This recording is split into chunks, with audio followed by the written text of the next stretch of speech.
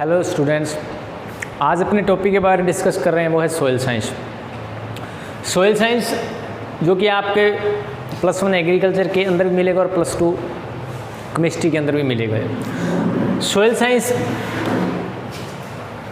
में ये soil word है, यहाँ सोइल शब्द है, ये लैटिन भाषा का है। लैटिन लैंग्वेज का शब्द है जिसका अर्थ होता है फ्लोर। फ्लोर यानी फर्श। बोले तो सोइल का मीन अपने कह सकते हैं फर्श, यानी सोइल साइंस में जो सोइल वर्ड है वो लैटिन वर्ड है जिसका अर्थ होता है फ्लोर या फर्श। अब देखते हैं इसका father of soil science. Soil science के पितामह है V.V.. डोकुचेव।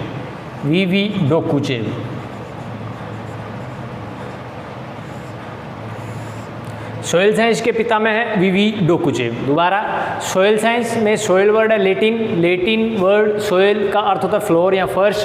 Father of soil science यानी सोइल साइंस के पितामह वो है वी.वी. डोकुचेव। अब एक इम्पोर्टेंट लाइन ये है कि 1 इंच सोइल निर्माण के लिए 1 इंच सोइल के निर्माण के लिए लगभग 800 से 1000 ईयर का टाइम लगता है।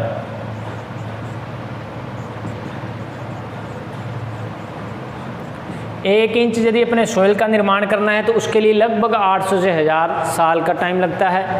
अब इसमें आगे देखना, इसकी 2 ब्रांचेज है सोइल साइंस की। एक तो है पेडोलॉजी,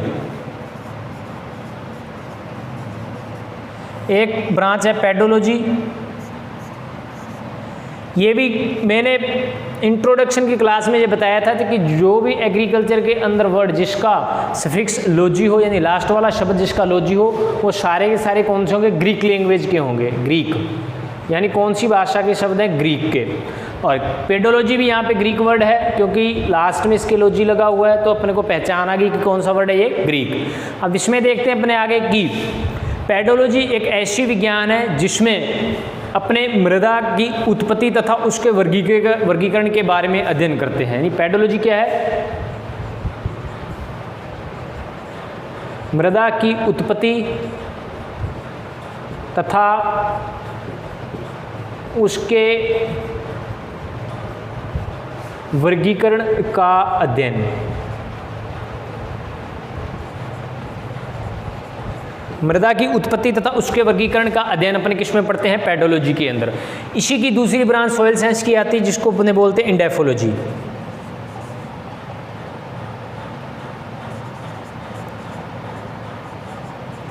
हिंदी में लिख देते हैं इंडेफोलॉजी।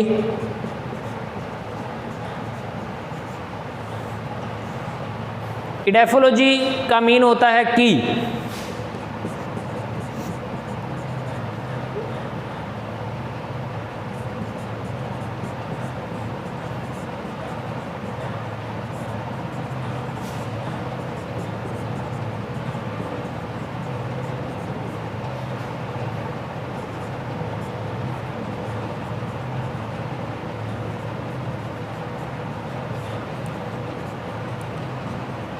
इंडेफोलॉजी का मीन फसलों की वृद्धि तथा फसलों की पोषक तत्वों के साथ संबंध के बारे में अपने जानकारी प्राप्त करते हैं, उस विज्ञान को बोलते हैं इंडेफोलॉजी। दोबारा, पेडोलॉजी ग्रीक वर्ड है, मृदा की उत्पत्ति तथा उसके वर्गीकरण के बारे में अध्ययन किया जाता है। इंडेफोलॉजी फसलों की वृद्धि व तथा पोषक तत्वों का संबंध आदि के बारे में अपने अध्ययन किस में करते हैं? इंडेफोलॉजी। ये इसकी 2 ब्रांचेज होगी किसकी? सोइल साइंस की। अब इसके आगे अपने पढ़ते हैं मृदा के प्रकार। 2 प्रकार की नेचुरल मृदा 2 प्रकार की होती है, एक तो होती है खनिज मृदा और एक होती है कार्बनिक मृदा। किस खनिज मृदा की डेफिनेशन या कार्बनिक मृदा की डेफिनेशन क्या होती है उसके बारे में अपने जानकारी लेंगे। इसमें देखना, सबसे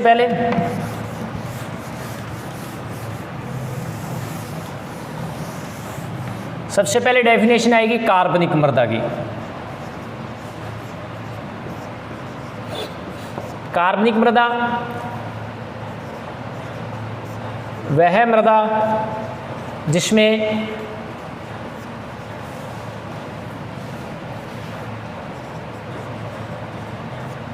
कार्बन की मात्रा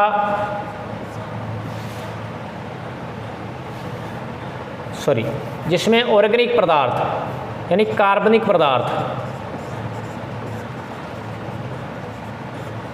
की मात्रा 20% से अधिक हो, ऐसी मृदा जिसमें कार्बनिक पदार्थ की मात्रा 20% से अधिक हो उसको बोलते हैं अपने कार्बनिक मृदा। 2 नंबर पे आती है खनिज मृदा। ऐसी मृदा जिसमें कार्बनिक पदार्थ की मात्रा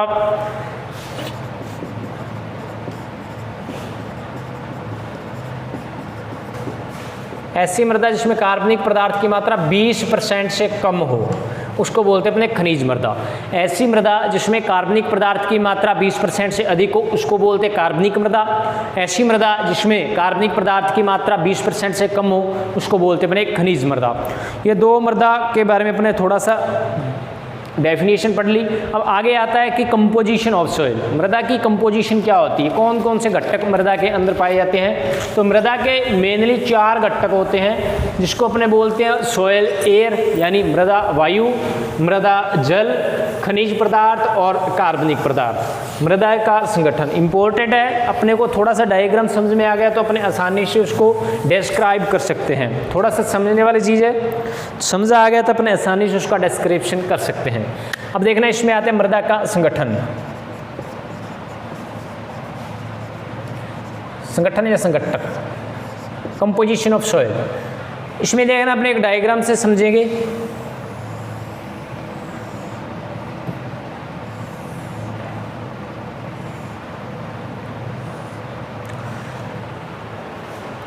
देखो मृदा में 4 प्रकार के संगठक मेनली पाए जाते हैं। सबसे पहला आता है मृदा जल।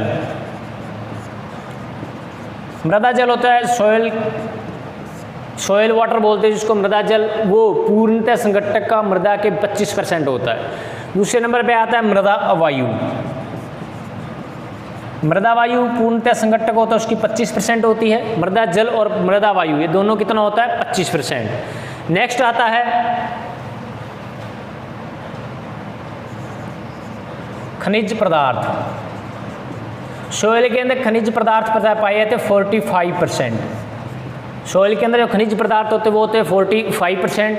आगे लास्ट में आता है कार्बनिक पदार्थ। सॉइल के अंदर जो कार्बनिक मैटर या कार्बनिक पदार्थ होते हैं ऑर्गेनिक मैटर वो होता है 5%, ओनली 5%। दोबारा मृदा का संगठन देखें तो मृदा जल 25%, मृदा वायु 25%, 25% खनिज पदार्थ 45% और कार्बनिक पदार्थ पाए जाते हैं 5%। ये मृदा का संगठन आ गया। अब इसमें भी एक चीज़ ध्यान रखना, कई बार क्वेश्चन पूछ लेता है कि छोटा 1 या 2 नंबर का कि मृदा के संगठन में पोर स्पेस कितना होता है। मृदा के संगठन में पोर स्पेस कितना होता है, तो पोर स्पेस टोटल होता है 50%। पोर स्पेस कैसे अपने ज्ञात करेंगे कि एक चीज़ यहाँ ध्यान रखना, कभी भी जो वाटर होता है वो सोइल के अंदर पोर्स के अंदर ही अवेलेबल रहता है। अपने को पोर्स यानी रंध्र के अंदर अपने पानी इरिगेशन दिया फील्ड के अंदर तो वो वाटर सोइल एयर को तो बाहर निकाल देगा, मृदा वायु को तो बाहर निकाल देगा और उसकी जगह खुद इंटर हो जाएगा। यानी कहने का मतलब सोइल के अंदर आपको छोटे छोटे पोर्स दिखाई देंगे, जैसे इन पोर्स के अंदर वायु भरी रहती है, मृदा वायु भरी रहती है, ठीक है जी। जैसे ही अपने पानी लगाएंगे इसके खेत के अंदर तो अपने खेत के अंदर बुलबुले दिखाई देते हैं, पानी के बुलबुले दिखाई देते हैं। कहने का मतलब जैसे पानी इन पोर्स में इंटर होता है तो खुद इनमें अपनी जगह बना लेता है और हवा को बाहर निकाल देता है, जिसके कारण बुलबुले आना स्टार्ट हो जाते हैं। तो ये भी कह सकते हैं। अब देखना इस जो ये स्पेस है इसके अंदर मृदा वायु और मृदा जल दोनों रहते हैं। जैसे ही मृदा इस स्पेस में से धूप के कारण सूखेगा, जहाँ वाष्पोत्सर्जित होगा जल, तो वैसे दोबारा ये हवा क्या इसके अंदर इंटर कर जाएगी। जैसे पानी लगाएंगे फिर पानी इंटर कर जाएगा, हवा बाहर निकल जाएगी।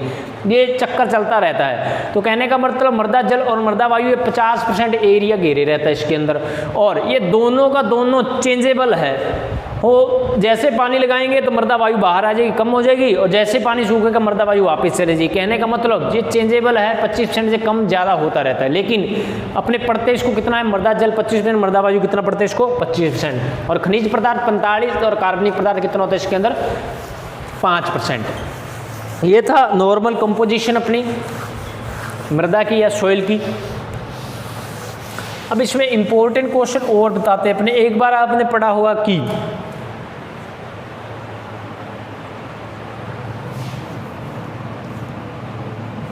एक तो आपने पढ़ा चिकनी मृदा,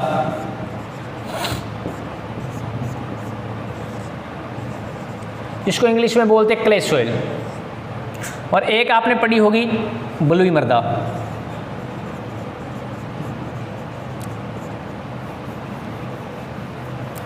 या आपने कहें रेतली सॉइल,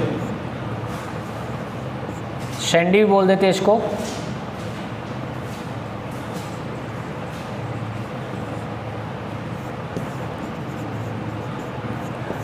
रेतली मृदा या सैंडी सॉइल, चीकनी मृदा और रेतली मृदा दोनों। अब देखना, आपने देखा होगा कि इन दोनों के अंदर जब अपने वाटर डालते हैं, जब इन दोनों के अंदर सॉइल के अंदर अपने वाटर डाला तो अपने देखते हैं कि वाटर सबसे पहले रेतली मृदा में नीचे चला जाता है, लेकिन चीकनी मृदा में नीचे नहीं जाता। ठीक है, कहते हैं। लेकिन एक बात ये भी अपने सुनी होगी कि चीकनी मृदा में रंध्र सबसे अधिक होते हैं, सर्वाधिक रंध्र पाए जाते हैं। रंध्र वे चीज़ होते हैं जो पानी को ज़मीन के अंदर लेके जाते हैं। रंध्र प्रत्येक सॉइल के अंदर पाए जाते हैं, तभी पानी ज़मीन के अंदर जाता है या सूखता है। अपने कह सकते हैं कि कहते हैं कि चीकनी मृदा में सर्वाधिक रंध्र पाए जाते हैं, लेकिन बलुई रेतली मृदा में सर्वाधिक बड़े रंध्र पाए जाते हैं। आकार के आधार पर बड़े रंध्र पाए जाते हैं।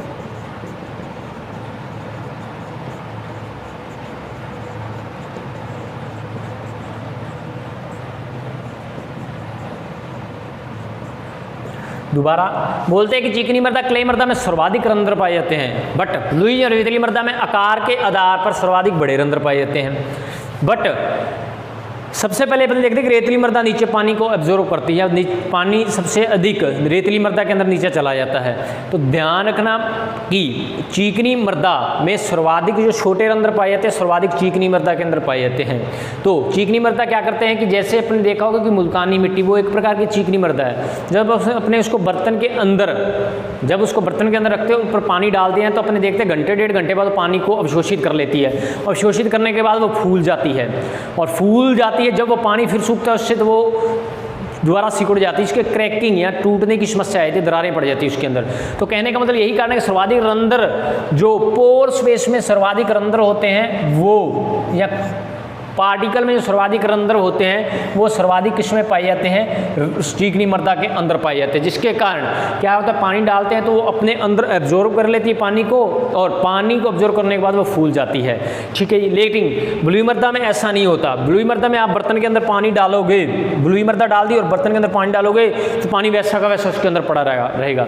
इससे ये पता चलता है अपने को कि बलुई मृदा में पार्टिकल के अंदर कोई रंध्र नहीं होते, और जो रंध्र होते हैं वो दो पार्टिकलों के मध्य में होते हैं, और बड़े वाले रंध्र होते हैं। जैसे ही अपने पानी डालते हैं तो वो नीचे वाली परतों में इन्फिल्ट्रेशन के द्वारा नीचे चला जाता है धरती के अंदर। वो कभी भी पार्टिकल के द्वारा है, यानी जो कण होता है मृदा का उसके तरफ एब्जॉर्ब नहीं किया जाता। तो रेतली मृदा में पानी डालेंगे तो दो पार्टिकल या दो कणों के माध्यम से नीचे फिल्टर हो जाता है। बट चीकनी मृदा में पानी डालेंगे तो वो क्या करता है कि इसमें रंध्र ज़्यादा होने के कारण, बहुत संख्या में पार्टिकल में रंध्र होते हैं, जिसके कारण वो अपने पानी को अपने अंदर एब्जॉर्ब कर लेती है और फूल जाती है। और क्वेश्चन कई बार ये बहुत बार आता है कि ऐसी कौन सी मृदा है जिसमें क्रैकिंग की समस्या पाई जाती है। अब क्रैकिंग क्या होता है, क्रैकिंग होता है कि टूटना, दरारें पड़ जाना, वो चीकनी मृदा में पाई जाती है सर्वाधिक। या अपने चीकनी मृदा से एक मृदा बनती है अपने कोटा के अंदर है, जो कि निर्मय के लिए, कपास के लिए फेमस मृदा है, काली मृदा, और उसमें चीकनी मृदा अधिक होती है। काली मृदा के अंदर क्रैकिंग की समस्या पाई जाती है क्योंकि उसके अंदर चीकनी मृदा ज़्यादा होती है। अब चीकनी मृदा में क्रैकिंग की समस्या इसी क्रैकिंग की समस्या पाई जाती है। इस कारण इसलिए पाई जाती है क्योंकि ये क्या करती है कि पानी को अपने अंदर एब्जॉर्ब करती है, एब्जॉर्ब करने के बाद फूल जाती है। जैसे ही पानी सूखेगा दोबारा अपनी शेप में आएगी तो दरारें पड़ जाती है ज़मीन के अंदर। तो क्रैकिंग की समस्या पाई जाती है चीकनी मृदा के अंदर। अब आगे अपने चलते हैं।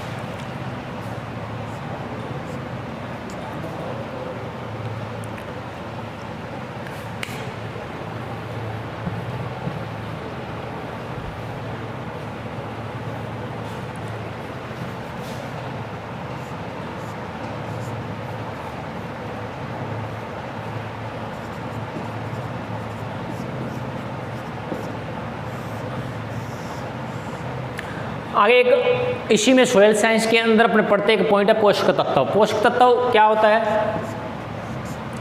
पोषक तत्व होता है कि अपनी लाइफ साइकिल को कंप्लीट करने के लिए जो भी एलिमेंट्स की आवश्यकता होती है उसको बोलते हैं अपने आवश्यक पोषक तत्व नहीं, आवश्यक पोषक तत्व, उसको बोलते हैं अपने आवश्यक पोषक तत्व। पौधे को अपनी लाइफ साइकिल को कंप्लीट करने के लिए जो भी एलिमेंट की जरूरत पड़ती है उसको बोलते हैं उनके आवश्यक पोषक तत्व। अब इसमें देखना पोषक तत्व में हेडिंग लिख देता हूँ यहाँ पे पॉइंट, आवश्यक पोषक तत्व। आवश्यक पोषक तत्व यह एक सिद्धांत था। आवश्यक पोषक तत्व एक सिद्धांत है जिसको बोलते हैं आवश्यक पोषक तत्व का सिद्धांत। ये दिया था आर्नोन और स्टाउट ने, आर्नोन व स्टाउट ने। आर्नोन और स्टाउट ने ये सिद्धांत दिया था आवश्यक पोषक तत्व। क्या सिद्धांत था कि उसने कहा कि ये जो पोषक तत्व हैं आवश्यक पोषक तत्व उसने 16 बताए थे और 17वां ब्राउन ने बाद में इसकी खोज की थी जिसको बोलते हैं निकल। यानी टोटल जो 17 पोषक तत्व, यानी ये 16 + 1 17 पोषक तत्व हैं। इनके बिना प्लांट अपना लाइफ साइकिल कंप्लीट नहीं कर पाता। ये सिद्धांत दिया था आवश्यक पोषक तत्व सिद्धांत आर्नोन व स्टाउट ने। उसने कहा था कि 16 पोषक तत्व हैं टोटल पौधों के लिए आवश्यक, लेकिन बाद में एक और खोज कर लिया गया जिसको बोलते हैं अपने निकल। यानी 17 पोषक तत्व की एक और खोज की गई जिसको बोलते हैं अपने निकल। 17 पोषक तत्व है, इनके बिना लाइफ साइकिल को कंप्लीट नहीं कर पाएगा पौधा। यह सिद्धांत आर्नोन और स्टाउट ने दिया था। ठीक है, इसके बाद आता है एक लाभदायक पोषक तत्व।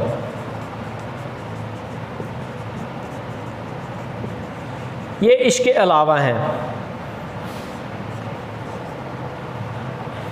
लाभदायक पोषक तत्व में आता है एक पहले नंबर पे सोडियम, दूसरे नंबर पे आता है वेनेडियम, तीसरे नंबर पे आता है कोबाल्ट और चौथे नंबर पे आता है सिलिका। लाभदायक पोषक तत्व है 16 + 1 17। निकल तक तो आ गए आवश्यक पोषक तत्व। इसके अलावा आते हैं लाभदायक पोषक तत्व। वो आपको नेक्स्ट क्लास में बताएंगे कौन कौन से 17 पोषक तत्व हैं, लेकिन उससे पहले लाभदायक पोषक तत्व अपने पढ़ लेते हैं। ये थोड़ा सा डिस्क्रिप्शन में पढ़ने वाला टॉपिक है, बता देंगे कौन कौन से आवश्यक पोषक तत्व होते हैं, लेकिन उससे पहले आप इतना ध्यान रखो 16 + 1 17 आवश्यक पोषक तत्व है। लाभदायक पोषक तत्व में आता है सोडियम, वेनेडियम, कोबाल्ट और सिलिका। देखना सोडियम होता है वो आवश्यक होता है किसके लिए? चुकंदर के लिए। यानी आवश्यक पोषक तत्व इसलिए इसका नाम दिया कि कुछ ही फसलें हैं, कुछ ही फसलें स्पेसिफिक होती हैं जिनको एक स्पेसिफिक न्यूट्रिएंट की आवश्यकता होती है, दूसरे फसलों को इसकी जरूरत नहीं होती। जैसे सोडियम चुकंदर के लिए लाभदायक है और कोई भी फसल के लिए लाभदायक नहीं है इतना जितना चुकंदर के लिए लाभदायक है। इसी कारण इसको बोलते हैं स्पेसिफिक पोषक तत्व या फिर इसको बोलते हैं बेनिफिशियल पोषक तत्व या लाभदायक पोषक तत्व। दूसरे नंबर पे आता है वेनेडियम। वेनेडियम होता है, देखिए कुछ अपने सोइल के अंदर सूक्ष्म जीव होते हैं जो कि अपने एग्रीकल्चर को प्रोड्यूस उत्पादन को बढ़ाने के लिए आवश्यक होते हैं। कैसे? जैसे कि नाइट्रोजन जो अपने सोइल के अंदर दिया उसको नाइट्रेट में कन्वर्ट करने के लिए कुछ बैक्टीरिया काम आते हैं जिसको बोलते हैं नाइट्रोबैक्टर और नाइट्रोसोमोनास। नाइट्रोबैक्टर और नाइट्रोसोमोनास वो क्या हो गए? एक प्रकार से सूक्ष्म जीव हो गए। राइजोबियम आते हैं जो कि नाइट्रोजन फिक्सेशन का कार्य करते हैं, यानी एनवायरनमेंट से नाइट्रोजन को पल्सेज क्रॉप की जो रूट्स होती है उसके नूडल्स में स्टोरेज करके रखते हैं। इसी कारण बोलते हैं कि राइजोबियम एक अपना कौन सा है? आवश्यक माइक्रो ऑर्गेनिज्म है। उसके बाद आता है एजोटोबैक्टर बैक्टीरिया जो भी क्या करता है? नाइट्रोजन का फिक्सेशन करता है नॉन पल्सेज क्रॉप के अंदर, यानी जो दलहनी फसलें नहीं हैं उनके अंदर। इसी प्रकार एजोस्पाइरिलम हुआ, एस्परजिलस हुआ, वेसिकुलर अर्बोस्कुलर माइकोराइजा वीएम हुआ, ये सारे के सारे नाइट्रोजन फास्फोरस स्टार्च इनको क्या करते हैं? पौधों को अवेलेबल फॉर्म में प्रोवाइड करते हैं। ये क्या हुए? सूक्ष्म जीव। इन सूक्ष्म जीव के लिए जो आवश्यक पोषक तत्व होता है वो होता है वेनेडियम। सूक्ष्म जीवों के लिए आवश्यक पोषक तत्व।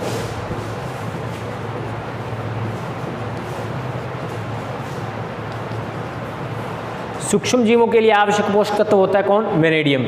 नेक्स्ट आता है कोबाल्ट। कोबाल्ट है वो दलहनी फसलों के लिए आवश्यक है। आवश्यक नहीं कह सकते अपने, लाभदायक।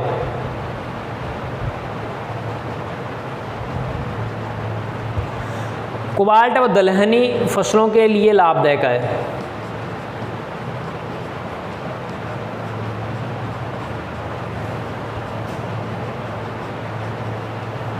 कोबाल्ट दलहनी फसलों के लिए लाभदायक है। और लास्ट में आता है सिलिका। सिलिका लाभदायक है धान एवं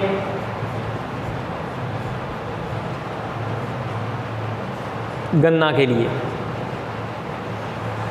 सिलिका लाभदायक है धान एवं गन्ना के लिए। अब देखना धान एवं गन्ना के लिए सिलिका क्यों लाभदायक है। अपने को पता है कि धान एक ऐसी क्रॉप है या गन्ना या धान बहुत ही अधिक वाटर की रिक्वायरमेंट होती है। अब एक क्वेश्चन है यहाँ पे, धान और गन्ना में से थोड़ा सा माइंड लगाना। क्वेश्चन ये है आपके लिए कि इन दोनों क्रॉप्स में किसको सर्वाधिक पानी की आवश्यकता होती है। हाईएस्ट वाटर रिक्वायरमेंट कौन सी क्रॉप की है, राइस की है या शुगर केन की है। तो आप आंसर दोगे कि सर धान को ज़रूरत है, सर्वाधिक पानी तो किसको चाहिए, धान को चाहिए। लेकिन मैं कहूँगा यहाँ पे ये गलत है, धान अपने नहीं कह सकते सर्वाधिक पानी चाहिए। लेकिन आप कहोगे कि धान है क्योंकि धान के अंदर पानी खड़ा रहता है। 5 मंथ या 5.5 मंथ तक इसको खेत को डुबोए रखते पानी से, पूरा डुबोए नहीं रखते, लगभग 5 इंच पानी रखते इस खेत के अंदर, 5 सेंटीमीटर तक। बट गन्ने में तो ऐसा नहीं होता। लेकिन एक चीज़ ध्यान रखना, अब बोलते हैं कि धान को तो पानी की आवश्यकता होती है 900 से 2500 mm, या इसको बोलते हैं 90 से 250 सेंटीमीटर। एक ही बात है, 900 से 2500 या 90 से 250 सेंटीमीटर, या 900 से 2500 मिलीमीटर या 90 से 250 सेंटीमीटर, एक ही बात है, कैसे लिख सकते हो आप चाहे। ठीक है जी, यानी धान को 900 से 2500 mm और गन्ने को चाहिए पानी कितना, 1500 से 2500 mm, या इसको ऐसे भी लिख सकता हूँ मैं 150 से 250 सेंटीमीटर। धान को चाहिए अपने को 900 से 2500 और गन्ना को चाहिए 1500 से 2500। अब धान को पानी की कम आवश्यकता इन दोनों ऑप्शनों में आ गया कि इनमें से कौन से 4 ऑप्शन दे दिए, गेहूं जौ धान गन्ना में सर्वाधिक जल मांग किसकी है, तो गन्ने को टिक करो, गन्ना आंसर है क्योंकि उसकी कितनी होती है 1500 से 2500, धान की कितनी होती है 900 से 2500। अब देखना गन्ना है 1 साल की क्रॉप और धान कितने की है, लगभग 120 या 130 दिन की, हाईएस्ट बोल रहा हूँ ये 120 से 130 दिन, और गन्ना 365 दिन। तो गन्ने को ज़्यादा पानी की आवश्यकता होती है, धान को कम पानी की आवश्यकता होती है। अब देखना धान और गन्ना के अंदर मैंने बोला है सिलिका, सिलिका क्यों आवश्यक है। अपने को पता है कि धान एक ऐसी क्रॉप है जिसकी हार्वेस्टिंग, वैसे तो पानी खड़ा रहता है, वैसे तो इसके अंदर क्या खड़ा रहता है, पानी खड़ा रहता है। जैसे इसकी हार्वेस्टिंग करनी होती है तो 15 से 20 दिन इसके खेत में पानी को सुखा दिया जाता है। कटाई के, हार्वेस्टिंग मतलब कटाई के 15 से 20 दिन पहले खेत में से पानी को निकाल दिया जाता है। अब खेत में से पानी को निकालेंगे तो क्या उस टाइम धान को पानी की आवश्यकता नहीं होती, क्या होती है भाई, उस टाइम भी धान को पानी की आवश्यकता होती है। जितना पहले चाहिए था उतना ही धान को चाहिए, अब भी चाहिए। अब उस टाइम क्या होता है कि अपने को कंबाइन चलानी होती है फील्ड के अंदर, तो 15 से 20 दिन पहले पानी को सुखाना ही पड़ेगा, यानी 15 से 20 दिन पहले बंद करना पड़ेगा पानी को। उस टाइम ही धान को पानी की आवश्यकता होती है। लेकिन उस टाइम क्या होता है, जड़ों में पानी की कमी आ गई, स्ट्रेस के कारण फिर धान का फील्ड सिलिका को एब्जॉर्ब करेगा। धान का पौधा क्या करेगा, सिलिका को एब्जॉर्ब यानी सिलिका को लेना स्टार्ट कर देगा पानी की कमी के कारण। अब फिर क्या होता है कि सिलिका को जैसे लेगा वो,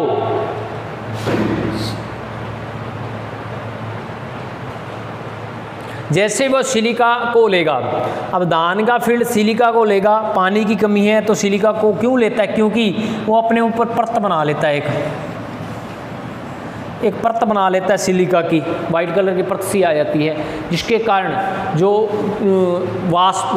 वाष्पोत्सर्जन होता है पौधों के पत्तियों से या तने से जो जल जाता है आसमान में, वो रुक जाता है। तो उस टाइम पानी का जो थोड़ा बहुत पानी जाता है उसके तने में, वो अपना मेटाबॉलिक प्रोसेस के लिए यूज़ कर लेता है अदर के लिए। तभी तो कहते हैं कि सिलिका और धान और गन्ने के लिए क्या होती है, लाभदायक पोषक तत्व। इसके बाद आता है अपने एक और पोषक तत्व के बारे में थोड़ा सा ध्यान में रख लेते हैं।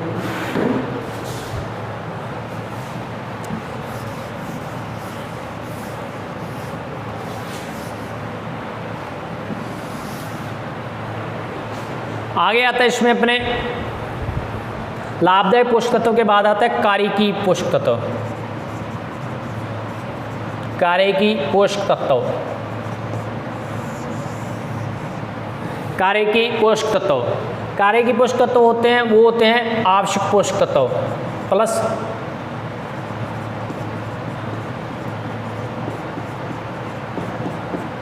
आवश्यक पोषक तत्व प्लस लाभदायक पोषक तत्व।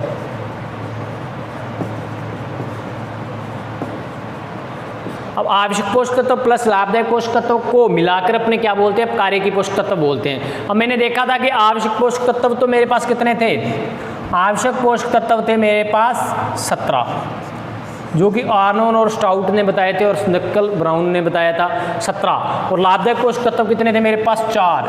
कौन कौन से थे, सोडियम, वेनेडियम, सिलिका और कोबाल्ट, जो कि मेरे पास थे लाभदायक पोषक तत्व। इन दोनों को मिलाकर कार्यकी पोषक तत्व नाम दे दिया। क्या कार्यकी पोषक तत्व की डेफिनेशन क्या बनी, आवश्यक पोषक तत्व प्लस लाभदायक पोषक तत्व को क्या बोलते हैं, अपने कार्यकी पोषक तत्व बोलते हैं। ये टोटल कितने होते हैं कार्यकी पोषक तत्व, 21। कैसे पता चला कि 17 तो आवश्यक पोषक तत्व हो गए और 4 क्या हो गए लाभदायक पोषक तत्व, टोटल को मिलाकर क्या बोलते हैं 21 क्या कार्यकी पोषक तत्व। तो पूछ सकता है कि कार्यकी पोषक तत्व कितने, टोटल कितने, 21। अब एक चीज और ध्यान रखना यहाँ पे कि कार्यकी पोषक तत्व का सिद्धांत, कार्यकी पोषक तत्व का सिद्धांत दिया था निकोल्स ने। कार्यकी पोषक तत्व का सिद्धांत किसने दिया था, निकोल्स ने। दोबारा कार्यकी पोषक तत्व का सिद्धांत निकोल्स ने दिया गया। उसके अनुसार आवश्यक पोषक तत्व प्लस लाभदायक पोषक तत्वों को क्या बोलते हैं, कार्यकी पोषक तत्व बोलते हैं। आवश्यक पोषक तत्व तो होते हैं 17 और लाभदायक पोषक तत्व कितने होते हैं 4, टोटल कितने हो गए 21। 21 क्या होते हैं अपने कार्यकी पोषक तत्व। आवश्यक पोषक तत्व हो गए अपने 17, ये सिद्धांत दिया था आर्नोन और स्टाउट ने।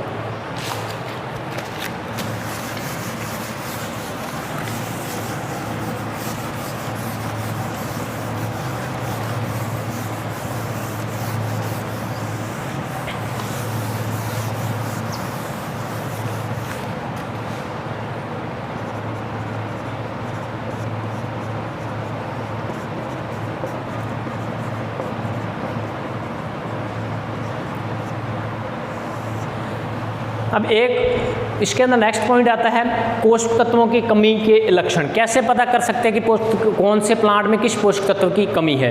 तो देखिए आपको ये डायग्राम एक डायग्राम के द्वारा समझाया जाएगा, तो आप आइडिया लगा सकते हो कि मेरे जो फील्ड के अंदर जो प्लांट खड़ा है उसको किस पोषक तत्व की कमी है।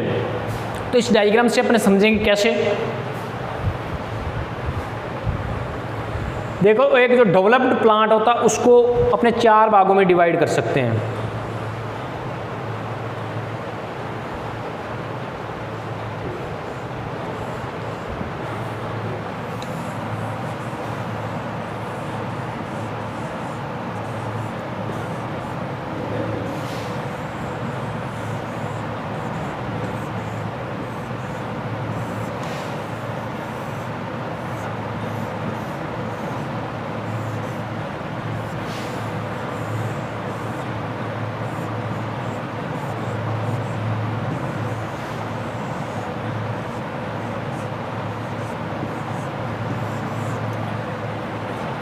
एक जो डेवलप्ड प्लांट होता है उसको अपने 4 भागों में डिवाइड कर सकते हैं। यानी किस प्रकार कि 4 भाग, एक तो होते हैं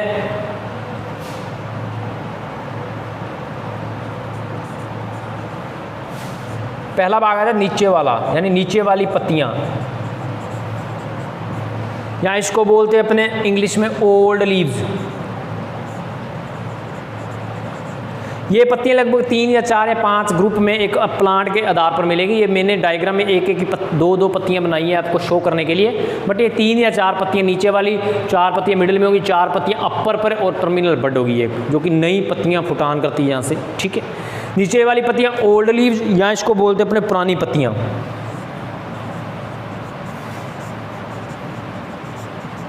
या इसको बोल सकते हैं अपने लोअर लीव। इंग्लिश में भी लिख देता हूँ, नीचे वाली पत्तियां ओल्ड लीव्स या पुरानी पत्तियां लोअर लीव्स, बात एक ही है। और 2 नंबर पे आती है मिडल लीव, मध्य वाली पत्तियां, या इसको बोलते हैं मिडल लीव्स।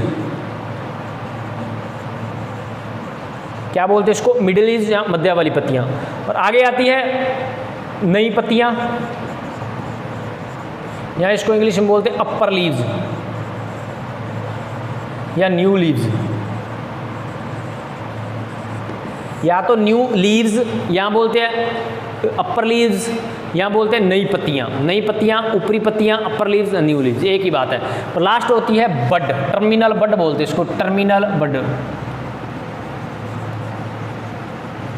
या बोलते हैं शीर्ष कलिका। दोबारा एक डेवलप्ड प्लांट होता है, उसको 4 भागों में डिवाइड कर सकते हैं। सबसे पहले आते हैं नीचे वाली पत्तियां बोलते हैं, नीचे वाला पोर्शन उसको नीचे वाली पत्तियां, ओल्ड लीव्स बोल सकते हैं इसको। उसके जस्ट ऊपर क्या बोलते हैं, मध्य वाली पत्तियां या मिडिल लीव्स बोलते हैं। उसके ऊपर वाली उसको बोलते हैं अपर लीव्स या न्यू पत्तियां, यहाँ पे नई पत्तियां आती है। और लास्ट में होता है टर्मिनल बड या शीर्ष कलिका, जो कि फुटान लेती है नई पत्तियों के लिए। अब अपने को ये पहचान आ गई, तो इसके ऊपर जिस पोषक तत्व, इसमें भी एक स्पेसिफिक होता है पार्ट जिसमें पोषक तत्वों की कमी के लक्षण दिखाई देते हैं, और स्पेसिफिक पोषक तत्व होता है वो। अब देखना कैसे, यदि आपको एक प्लांट के अंदर नीचे वाली पत्तियों पर कोई कमी के लक्षण दिखाई दें, नीचे वाली 4-5 पत्तियां या पुरानी पत्तियों पर कमी के लक्षण दिखाई दे, तो इन 16-17 पोषक तत्वों में वो सिर्फ नाइट्रोजन के हो सकते हैं, या फिर फास्फोरस के होते हैं, या पोटाश के हो सकते हैं, या मैग्नीशियम के हो सकते हैं, या मोलिब्डेनम के हो सकते हैं। दोबारा देखना, नीचे वाली पत्तियों पर क्वेश्चन आ रहा है कि नीचे आइएगा ना, नीचे वाली पत्तियों पर या तो नाइट्रोजन की कमी के लक्षण दिखाई देंगे, या फास्फोरस की, या पोटाश की, या मैग्नीशियम की, या मोलिब्डेनम की। यानी अपने को इतना पता चलेगा वो 17 पोषक तत्व हैं जो अपने आवश्यक, उसमें से नीचे वाली पत्तियों पर केवल यदि कमी के लक्षण का अपने कोई सिम्टम या कोई लक्षण दिखाई देगा, या तो वो नाइट्रोजन का हो सकता है, फास्फोरस, पोटाश, मैग्नीशियम, इन 5 में से एक का हो सकता है। ठीक है जी, अब पहचान कर लेंगे इनकी भी कैसे। अब यदि मध्य वाली पत्तियों पर कमी के लक्षण दिखाई देंगे, तो वो सिर्फ दिखाई देंगे आपको जिंक के,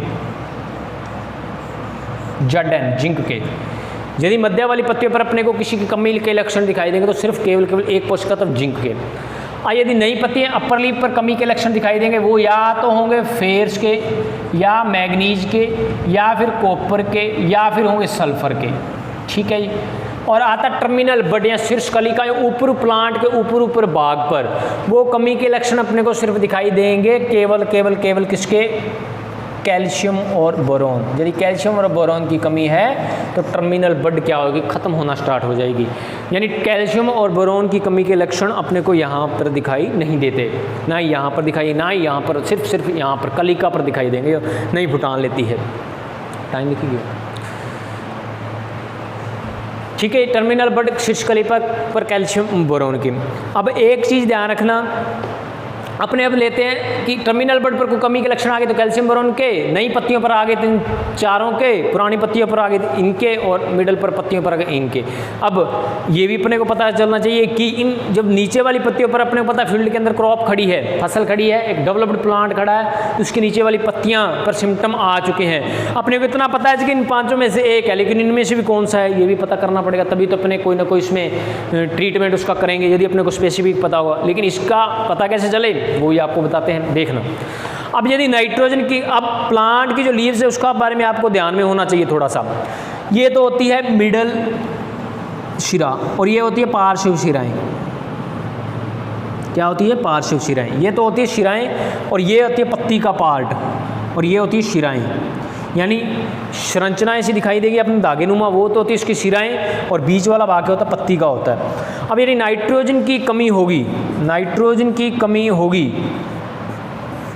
तो पत्ती पूर्णतः पीली पड़ जाएगी।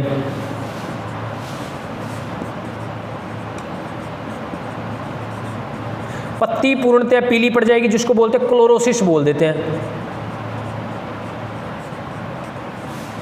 यानी नाइट्रोजन की कमी से ये शिराएं सारी की सारी, और पत्तियों वाला मध्य वाला भाग, ये सारी की सारी पत्ती टोटली क्या हो जाएगी, पीली पड़ जाएगी। यानी पत्ती पीली पड़ जाएगी, पूर्णतः पीली, और जो शिराएं होगी वो ही पीली पड़ जाएंगी। यानी आपको पत्ती पूर्णतः पीली दिखाई देगी, तो समझ लेना किसकी कमी होगी, नाइट्रोजन की। वो भी नीचे वाली पत्तियों पर, इतना और ध्यान रखना है, नीचे वाली पत्तियों पर पत्ती की पूर्णतः पीली हो जाए, क्लोरोसिस हो जाए, शिराएं पीली हो जाए, तो उसको बोलते हैं नाइट्रोजन की कमी आ गई। फास्फोरस की कमी से क्या होगा, फास्फोरस की कमी से क्या होगा कि पत्तियां शुरू में पीलापन स्टार्ट हो जाएगा, और बाद में बैंगनी रंग की हो जाएगी कंप्लीटली।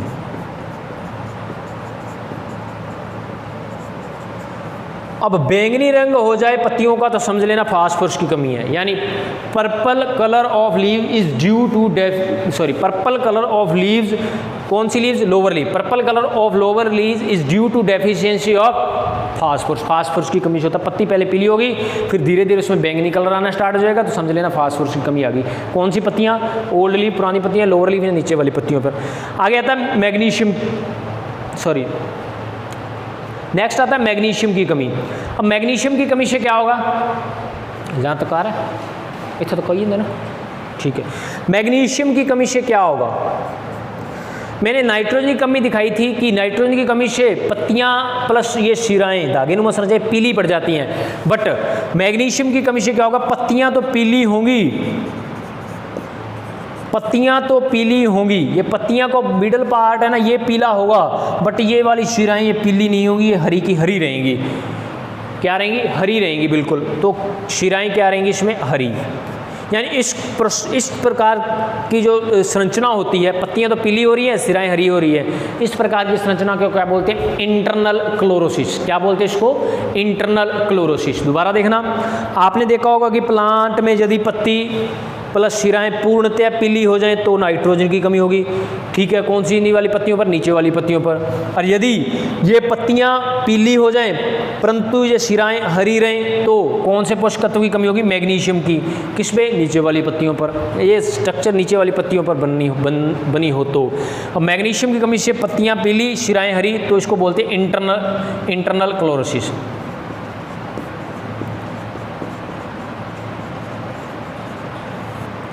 इंटरनल क्लोरोसिस, ठीक है जी। आगे आता है पोटाश। पोटाश की कमी से क्या होता है कि पत्तियों के किनारे जलने लग जाते हैं, नीचे वाली पत्तियों के किनारे जलने लगेंगे,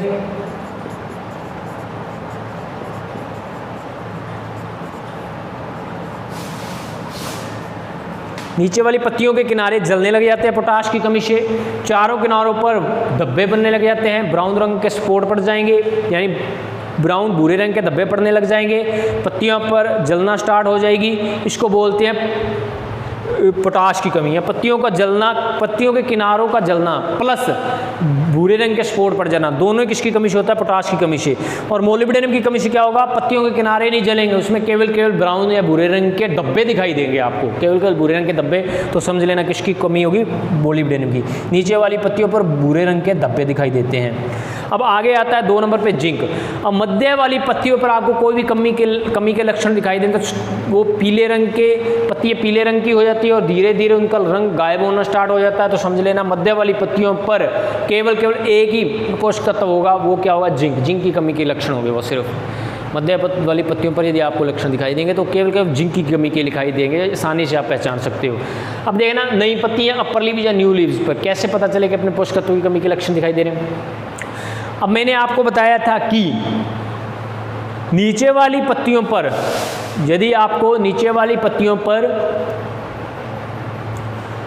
इंटरनल क्लोरोसिस दिखाई दे, नीचे वाली पत्तियों पर इंटरनल क्लोरोसिस दिखाई दे, इंटरनल क्लोरोसिस दिखाई दे नीचे वाली पत्तियों पर, यानी पत्तियां पीली और शिराएं हरी हो, तो किसकी कमी से लक्षण दिखाई देंगे आपको? किसकी कमी होगी?